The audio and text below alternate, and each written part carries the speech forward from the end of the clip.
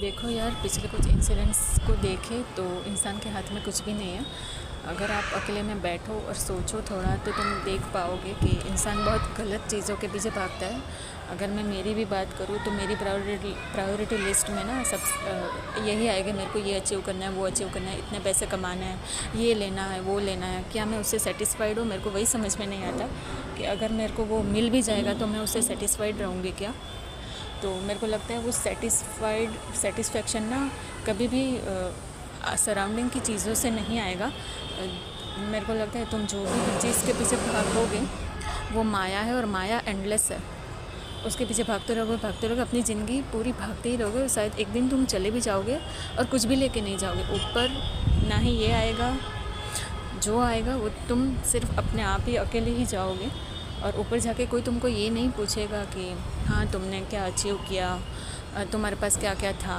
देखा यही जाएगा कि तुमने क्या क्या कर्म किया है, किसको क्या दिया, किसको कितनी खुशी दी, खुद कितने खुश हुए। बस ये दो चीज़। ये बहुत रेयरेस्ट ऑफ द रेयर है कि तुम दूसरों को खुशी दो और अपने आप को भी खुश रखो। और खुश रहना बहुत डिफ़िकल्ट है, खुशी देना इजी है, लेकिन खुद भी खुश। अगर तुम दूसरों को खुशी दोगे ना, तुम खुद भी खुशी रहोगे। तो ये मटेरियलिस्टिक वर्ल्ड के पीछे भागना बंद करो। लोग बोलते तो बहुत है कि प्रायोरिटी लो और सेल्फ लव, फलाना ढिमकाना, लेकिन कोई करता कुछ भी नहीं है।